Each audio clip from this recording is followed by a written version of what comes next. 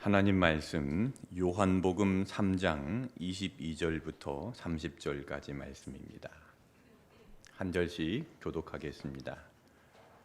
그 후에 예수께서 제자들과 유대 땅으로 가서 거기 함께 유하시며 세례를 베푸시더라.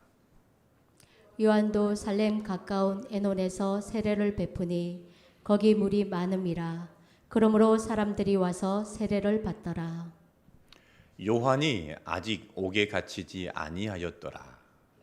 이에 요한의 제자 중에서 한 유대인과 더불어 정결 예식에 대하여 변론이 되었더니 그들이 요한에게 가서 이르되 랍비여, 선생님과 함께 요단강 저편에 있던 이 곧 선생님이 증언하시던 이가 세례를 베풀매 사람이 다 그에게로 가더이다.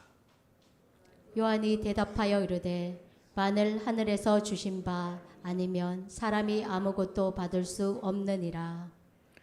내가 말한 바 나는 그리스도가 아니요 그의 앞에 보내심을 받은 자라고 한 것을 증언할 자는 너희니라. 신부를 취하는 자는 신랑이 서서 신랑의 음성을 듣는 친구가 크게 기뻐하나니 나는 이러한 기쁨으로 충만하였더라.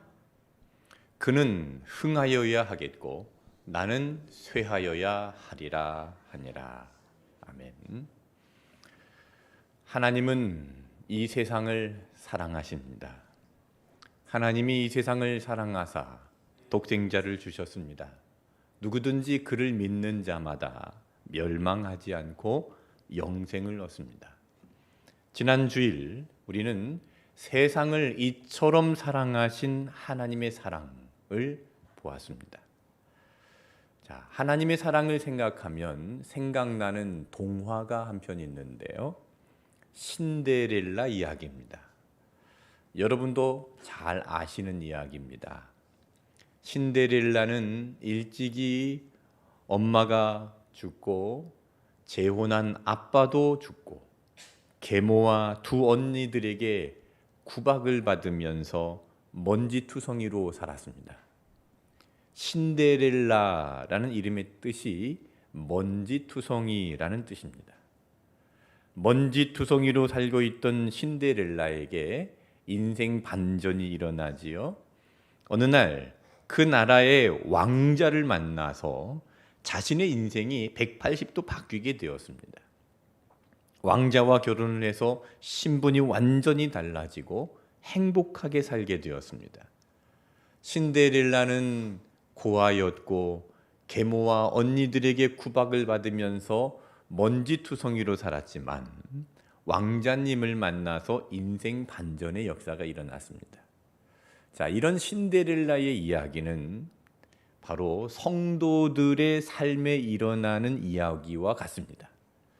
우리의 존재가 어찌 보면 신데렐라처럼 먼지투성이로 이 세상에서 구박을 받으면서 고아로 사는 모습입니다.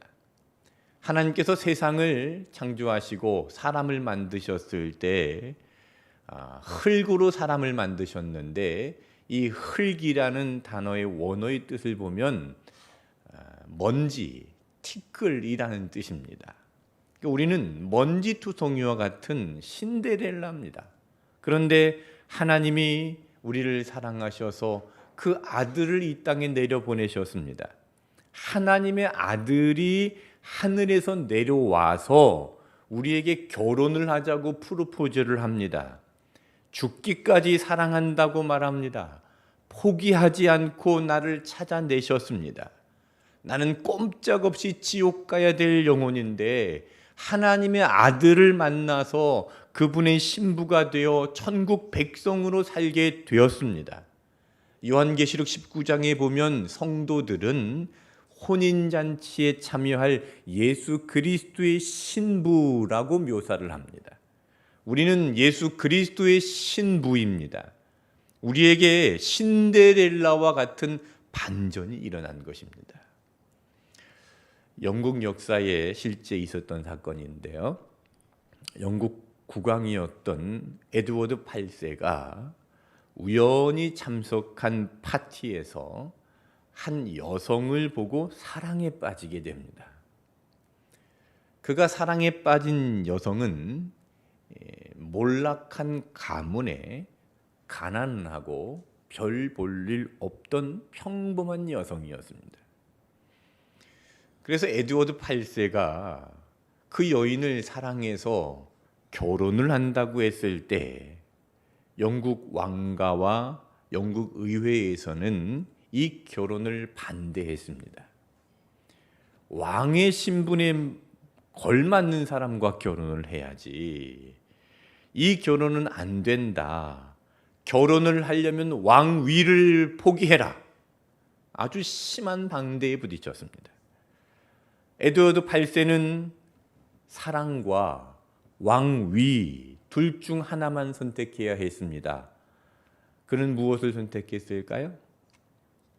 그 당시에는 TV가 없었고 라디오가 있었는데 전 국민이 듣는 그 라디오 방송에서 나는 사랑을 위해서 나의 모든 왕위를 내려놓습니다 라고 선언을 해버렸습니다. 이 자신의 왕권과 자신의 지위와 권력을 다 내려놓고 그녀와 결혼을 했습니다. 그리고 이제 왕가를 떠났습니다. 사람들은 충격에 빠졌습니다. 얼마나 사랑하면 그 왕권을 내려놓고 결혼을 할 수 있을까? 자, 이 이야기는 세기의 로맨스로 역사에 기억되고 있는 이야기입니다. 예수님께서 이처럼 우리를 사랑하셨습니다.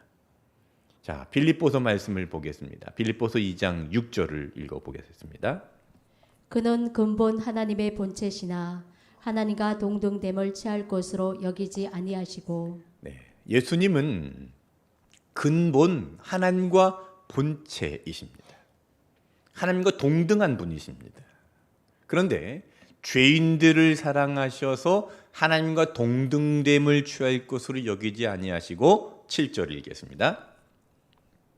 오히려 자기를 비워 종의 형체를 가지사 사람들과 같이 되셨고. 네, 오히려 자기를 비우셨습니다. 그 모든 것을 다 내려놓으셨습니다. 그리고 종의 형체를 가지사 사람들과 같이 되셨습니다. 나와 똑같은 사람으로 이 땅에 태어나신 겁니다. 8절입니다. 사람의 모양으로 나타나사 자기를 낮추시고 죽기까지 복종하셨으니 곧 십자가의 죽으심이라. 사람의 모양으로 나타나셨습니다.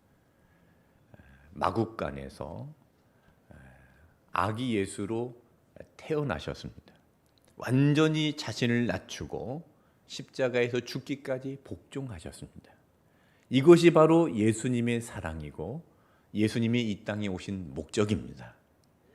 이러한 예수님의 사랑과 예수님의 목적을 정확하게 알고 있던 사람이 있었는데 그 사람이 바로 세례 요한입니다. 세례 요한은 예수님을 향해서 세상 죄를 지고 가는 어린 양을 보라 라고 외쳤습니다. 예수님의 길을 준비했던 사람입니다.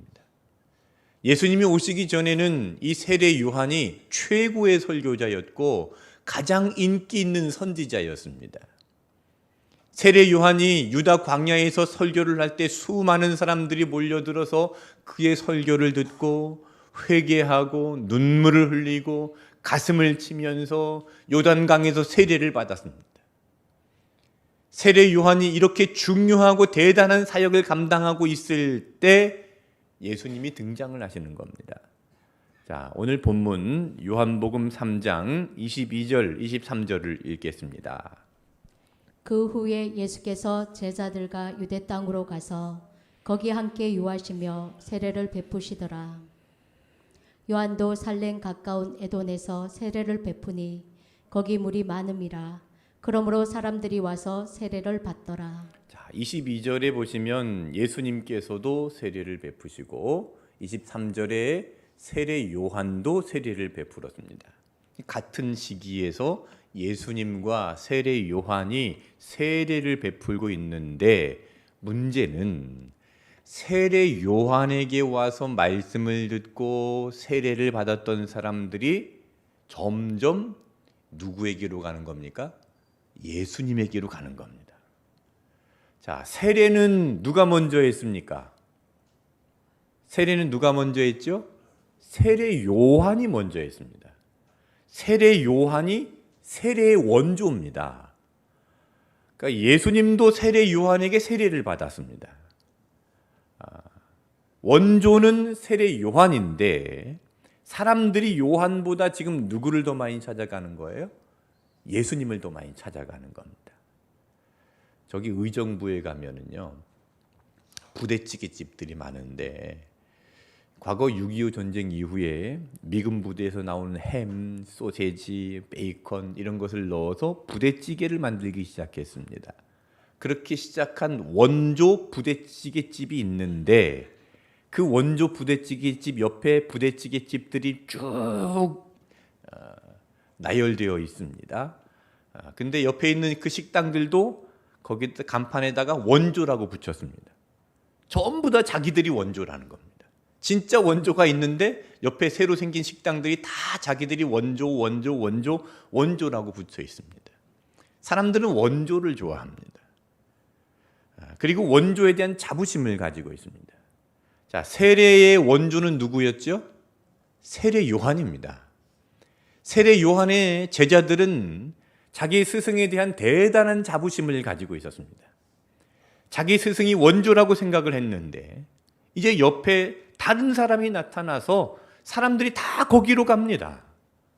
원조 식당이 있는데 옆에 다른 식당이 생겨서 다 그 식당으로 가버리고 원조 식당이 망하면 여러분 얼마나 속상한 일이겠습니까? 세례 요한의 제자들이 심정이 그런 심정입니다. 예수님을 보면서 야, 저 사람이 다 뺏어가는구나. 우리 스승이 최고인데 저 사람이 뭔데 갑자기 나타나서 세례를 주고 우리 스승이 해놓은 것들 다 뺏어가느냐. 그래서 세례 요한의 제자들이 스승에게 와서 불평을 토로합니다. 26절입니다. 그들이 요한에게 가서 이르되 랍비여 선생님과 함께 요단강 저편에 있더니 곧 선생님이 증언하시던 이가 세례를 베풀매 사람이 다 그에게로 가더이다. 다 그에게로 갑니다. 이거는 지금 불평이 섞인 말입니다. 다 저 사람에게로 갑니다. 이게 속상하다는 겁니다. 요한의 제자들의 마음에는 시기하는 마음이 가득합니다. 시기심 때문에 예수님이 보이지 않습니다. 26절 말씀을 잘 보시면 요한의 제자들은 예수님의 이름을 부르지도 않습니다. 메시아라고 부르지도 않았습니다. 뭐라고 불렀습니까? 선생님이 증언하시던 이 예수님에 대해서 인정하고 싶지 않은 마음입니다. 시기심은요, 최악의 감정입니다. 시기심은 예수님이 바로 앞에 있음에도 불구하고 예수님을 보지 못하게 합니다. 예수님의 말씀이 들리지도 않습니다. 예수님을 인정하지 않습니다. 복음이 들려지지 않습니다. 시기심이 강한 사람은 그래서 자신도 불행하지만 남도 불행하게 만듭니다. 남이 나보다 더 불행해져야 행복을 느끼는 감정이 바로 시기심입니다. 사촌이 땅을 사면 배가 아프다고 하죠. 왜 배가 아픕니까? 시기심 때문입니다. 그러면 그 배 아픈 게 어떻게 하면 낫죠? 나도 열심히 돈을 벌어서 땅을 사면 이제 배 아픈 게 없어집니까? 그래도 계속 배는 아픕니다. 어떻게 해야 배가 아픈 게 없어지나요? 사촌에게 땅이 없어져야 됩니다. 그가 망해야 됩니다. 그래야 배 아픈 게 없어집니다.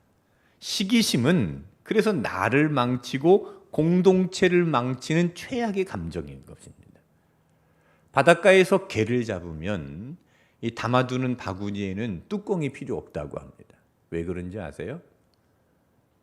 어떤 개 한 마리가 이렇게 이 바구니를 기어오르면 다른 개가 쫓아와서 반드시 그를 끌어내립니다. 또 이쪽에 또 다른 개가 바구니를 이렇게 올라가면 또 여지없이 또 와서 또 끌어내립니다. 그렇게 개들은 영원히 이 바구니 바깥으로 탈출을 하지 못하는 겁니다. 공동체 안에 시기심이 있을 때 그 공동체는 성숙하지 못합니다. 요한의 제자들이 그렇게 지금 소란을 떨고 있는 겁니다. 요한이 그런 시기심에 가득 차 있는 제자들을 향해서 말하지요. 27절입니다. 요한이 대답하여 이르되 만일 하늘에서 주신 바 아니면 사람이 아무것도 받을 수 없느니라.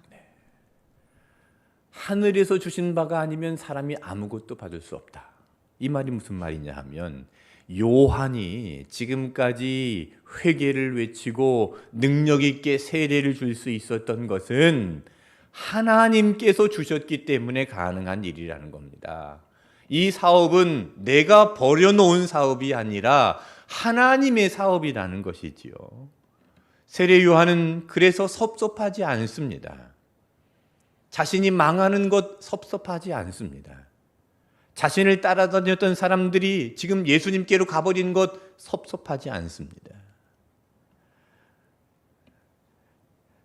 자기 자신에게 일어난 일들은 지금 하나님께서 하신 일이라는 것을 인정한 것이죠. 여러분, 하나님께서 하신 일을 인정하는 사람에게는요, 섭섭함이 없습니다. 여러분 혹시 무엇이 섭섭하시나요? 여러분 섭섭한 일이 무엇이 있습니까? 여러분 그것이 하나님께서 하신 일이다, 하나님의 사업이다 생각하면 섭섭할 일이 없습니다. 하나님이 옳습니다. 하나님을 인정하는 사람은 섭섭하지 않습니다. 세례 요한은 그런 섭섭한 마음이 없습니다. 자기 자신이 누구인지 분명히 알고 있습니다. 나는 그리스도가 아니라는 겁니다. 28절 말씀 보세요. 내가 말한 바 나는 그리스도가 아니요 그의 앞에 보내심을 받은 자라고 한 것을 증언할 자는 너희다. 나는 그리스도가 아니다. 그리스도 앞에 보내심을 받은 자, 이것을 증언할 자가 너희들이다. 너희들이 지금 이렇게 시기할 때가 아니고 메시아가 오셨다는 것을 증언해야지. 이렇게 시기심 때문에 징징거리고 불평하고 원망하고 있을 때가 아니라는 겁니다. 그러면서 이제 한 가지 예를 들어서 말씀을 하시는데요.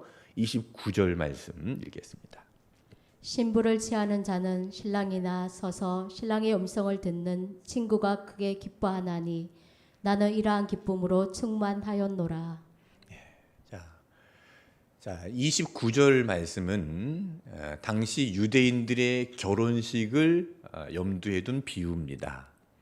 당시 결혼식에서는 신랑의 친구가 들러리로 참여해서 신부의 집으로 먼저 찾아갑니다.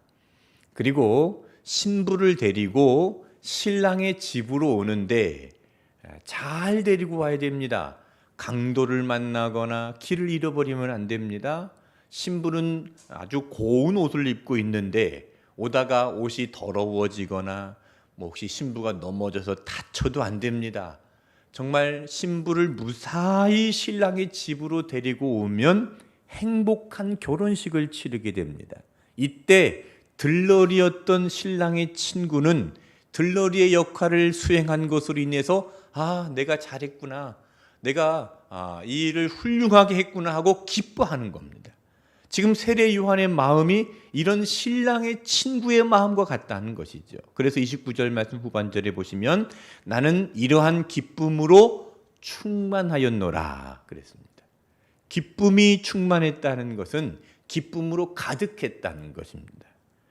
가득하다는 것은요, 다른 것이 들어올 수 없는 상태이지요. 이 컵에 물이 가득 담겨 있으면 다른 것이 들어올 수가 없습니다. 여러분, 기쁨이 충만한 상태는 다른 것이 필요 없다는 것입니다. 세례 요한은 그것으로 기뻐한다는 것이죠. 여러분, 인간적으로 볼 때 기뻐할 일은 없습니다. 자기의 인기는 점점 식어가지요. 자기가 원조인데 원조는 망하고 옆에 새로 생긴 식당이 막 부흥하는 그런 형국입니다. 그동안 자기가 쌓아놓았던 것이 다 무너질 판입니다. 그런데 어떻게 기뻐할 수 있습니까?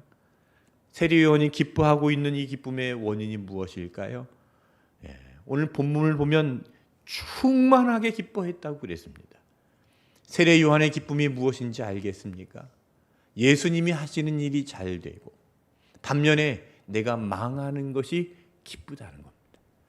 30절 말씀 읽겠습니다. 그는 흥하여야 하겠고 나는 쇠하여야 하리라 하니라. 예수님이 흥하고 자신이 쇠하는 것이 기쁘다는 겁니다. 자신이 망하는 것이 기쁘다는 겁니다. 이렇게 기뻐할 수 있는 이유가 무엇일까요? 그것은 한마디로 사명입니다. 자신의 사명이 예수님이 메시아라는 사실을 알리는 일이었습니다. 그래서 이 사명대로 사람들이 예수님을 메시아로 알고 예수님께로 몰려들고 있습니다. 바로 이 사명 때문에 기뻐한 것이죠. 여러분, 온누리교회를 섬겨가는 여러분, 이 기쁨을 회복하시기를 바랍니다. 내가 주인공이 되어서 사람들이 나에게 박수치는 것을 기뻐하지 말고 예수님이 박수를 받고 예수님이 영광을 받고 사람들이 예수님을 찾고 예수님을 부르는 것을 기뻐하시기를 바랍니다. 예수님이 잘 되고 예수님이 높아지고 예수님이 드러나고 예수님이 혼인잔치가 성공하는 것을 기뻐하는 그 기쁨을 회복하시기를 바랍니다. 들러리가 해야 될 일은요, 신랑의 혼인잔치가 성공하는 것입니다. 들러리는 그것으로 기뻐하는 것입니다. 내가 신랑이 아닙니다. 나는 들러리입니다. 세례 요한은 자기 자신을 그렇게 너무나 잘 알고 있었습니다. 주인공은 신랑입니다. 내가 그 자리에 가려고 해서도 안 되고 그 자리에 다른 사람을 앉혀도 안 됩니다. 교회는 오직 예수 그리스도입니다. 예수님이 진짜입니다. 들러리는 진짜 신랑 앞에서 자기가 할 일을 하고 나서 그 다음에는 빨리 빠져줘야 됩니다. 그는 흥하여야 하겠고 나는 쇠하여야 하리라 하고 빨리 그 자리를 비껴주어야 되는 겁니다. 그런데 들러리가 나서가지고 그 처녀 앞에서 자기를 자랑하고 자기 소개를 막 하고 막 자기 잘난 척하고 처녀의 마음을 빼앗아서 처녀를 꼬셔서 자기를 따라오게 하면 어떻게 되는 겁니까? 그 들러리는요, 사기꾼입니다. 결혼 사기꾼입니다. 또 그렇게 꼬신다고 해서 진짜 신랑에게 가지 않고 그 꼬임에 넘어 따라가는 처녀는 또 어떤 처녀들인가요? 바람난 처녀들입니다. 즐겁게 해준다고, 행복하게 해준다고, 재미있다고, 신난다고 신랑에게 가지 않고 다른 길로 새버리는 것은요, 바람난 처녀입니다. 처녀는 진짜 신랑을 바라보면서 나아가야 됩니다. 여러분, 우리가 바라볼 사람은 오직 예수 그리스도입니다. 여러분, 사람을 따라가지 마십시오. 예수님을 따라가십시오. 바람나지 마세요. 예수님만 바라보고 가십시오. 우리의 진짜 신랑은 예수님입니다. 이 세상에는 거짓 교사들, 미혹하는 자들이 많습니다. 그럴싸한 논리와 주장으로 성도들의 마음을 미혹해서 영혼을 사기치는 거짓 교사들, 이단들이 많습니다. 몇 달 전에 시끄러웠던 JMS 정명석, 신천지, 하나님의 교회, 구원파, 여호와의 증인, 이단들이 너무너무 많습니다. 그리고 이단들뿐만 아니라 성도들을 감언이설로 꼬셔서 자기를 따르게 만들고 그 마음을 빼앗아서 자기 추종자로 만드는 사람들이 많습니다. 제자 훈련을 한다고 하면서 예수님의 제자로 만들지 않고 자기 제자로 만들려고 합니다. 제자 훈련을 명목으로 자기 사람 만들고 자기가 교회를 크게 세웠다고 해서 사람들이 많이 모이고 부흥했다고 해서 교만해서 교회를 사유화하려고 하고 교회를 세습하려고 하는 것은요, 예수님의 양을 훔쳐가는 도둑과 같은 겁니다. 신랑의 신부를 훔쳐가는 것은 도둑이죠. 그건 사기꾼입니다. 예수님께서 요한복음 10장에 이렇게 말씀하셨습니다. 문을 통하여 양의 우리에 들어가지 아니하고 다른 데로 넘어가는 자는 절도며 강도다. 도둑이 오는 것은 도둑질하고 죽이고 멸망시키려는 것이다. 도둑이 오는 것은요, 훔쳐가려고 오는 겁니다. 도둑은 양을 훔쳐가서 양을 죽이고 양의 가죽을 벗기고 고기를 팔아먹으려고 하는 겁니다. 결국 자기 배를 채우고 자기 명예를 채우고 자기 권력을 유지하는 데 양들을 이용하는 것입니다. 세리 요한은 겸손합니다. 세리 요한은 얼마든지 자기 배를 채울 수도 있었습니다. 그런데 세리 요한은 그는 흥하여야 하겠고 나는 쇠하여야 하리라. 이제 나는 쇠하여진다. 이제 나는 망한다. 그러나 나는 기쁘다. 예수님께서 흥하시니, 예수님께서 뜻을 이루시니 나는 기쁘다. 진짜 신랑이 나타났으니 나는 기쁘다.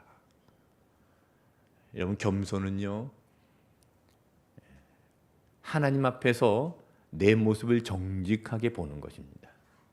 정직하게 자기 자신의 모습을 보게 되면 겸손하지 않을 수가 없습니다. 세례 요한은 자기 자신이 어떤 사람인지 정확하게 알고 있던 사람입니다.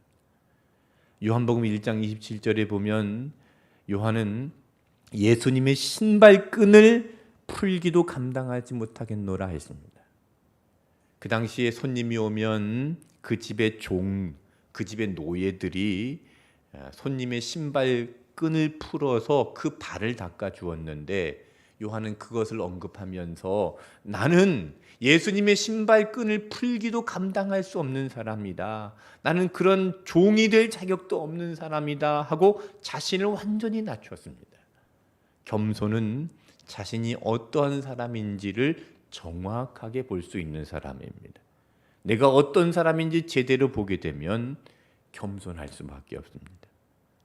그렇게 겸손하게 자신을 낮춘 세례 요한을 예수님께서 어떻게 하셨나요? 마태복음 11장 11절에 보면 여자가 낳은 자 중에 세례 요한보다 큰 이가 일어남이 없도다 그랬습니다. 세례 요한을 가장 큰 자라고 예수님께서 인정을 해주셨습니다. 예수님은 자기를 낮추는 자를 높여주십니다. 야고보서 4장 10절에 주 앞에서 낮추라 그리하면 주께서 너희를 높이시리라 했습니다. 마태복음 23장 12절에 누구든지 자기를 높이는 자는 낮아지고 누구든지 자기를 낮추는 자는 높아지리라 했습니다. 자기를 낮추는 자를 주님께서 높여주십니다. 여러분, 놀이터에 가면 시소라는 놀이기구가 있습니다. 타보셨죠? 내가 내려가야 상대방을 높여줄 수 있습니다. 내가 낮아지면 예수님이 올라갑니다. 우리가 예수님을 높인다, 예수님을 높인다 이런 말들을 하는데 우리가 어떻게 예수님을 높이는 겁니까? 예수님을 높이는 것은요, 내가 낮아지는 것입니다. 내가 낮아지면 예수님은 자동으로 높여주십니다. 내가 쇠하면 예수님은 흥하십니다. 한 스승이 제자들을 가르치기 위해서 벽에다가 선을 하나 그었습니다. 그리고 제자들에게 말합니다. 이 선을 건들지 말고 길게 만들어 봐라. 이 스승이 그려놓은 선을 건들지 않고 어떻게 이 선을 길게 만들 수 있겠습니까? 그때 한 제자가 앞으로 나갔습니다. 그리고 스승이 그려놓은 선 아래에다가 짧은 선을 그렸습니다. 그랬더니 스승이 그어놓은 선이 어떻게 됐나요? 길어진 겁니다. 그 선을 건들지 않고 그 선을 길게 만든 것은 그 아래 짧은 선을 그어 놓는 것입니다. 여러분, 나 같은 죄인이 예수님을 어떻게 높일 수 있습니까? 나같이 부족하고 연약한 사람이 지극히 높으신 하나님의 아들을 어떻게 높일 수 있나요? 예수님을 건드릴 수는 없습니다. 예수님을 높이는 것은 내가 낮아지는 것입니다. 내가 낮아지는 만큼 예수님은 높아지십니다. 예수님은 본래 하나님과 동등하신 분이십니다. 높으신 분이십니다. 예수님 앞에 내가 낮아지면 낮아질수록 예수님은 그 역할을 하시고 예수님의 일을 나타내시고 예수님의 나라를 이루시고 예수님께서 다스리십니다. 여러분, 예수님을 높이십시오. 예수님이 흥해야 합니다. 예수님이 높임을 받으셔야 됩니다. 예수님이 원하시는 세상이 이루어져야 됩니다. 예수님은 흥하고 나는 쇠하여지는 것을 기뻐하는 이 세례 요한과 같이 이 기쁨을 회복하시기를 바랍니다. 내가 높아지는 것을 기뻐하지 말고, 사람들이 나에게 박수치는 것, 그것을 기뻐하지 말고, 사람들이 나를 따르는 것을 기뻐하지 말고, 예수님이 높아지고 예수님이 박수를 받고 예수님을 따르는 사람들이 많아지는 것, 그 기쁨을 우리의 사명으로 알고 이 기쁨과 사명을 회복하는 온누리 교회가 되시기를 축복합니다. 자, 여러분 주보를 보시고요. 적용 질문 2가지를 함께 읽어보겠습니다. 예수님을 높이기 위해서 내가 낮춰야 할 말, 행동, 시기심, 분노, 섭섭함, 자랑거리는 무엇입니까? 예수님이 흥하고 나는 쇠하는 것을 기뻐합니까? 화가 납니까?